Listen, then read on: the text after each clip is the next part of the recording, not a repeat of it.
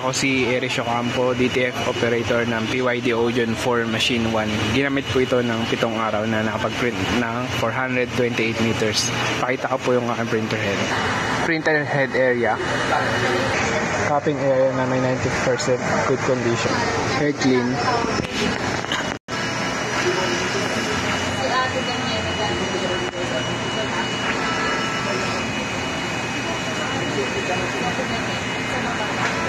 Nozzle check. Ink system tama lang.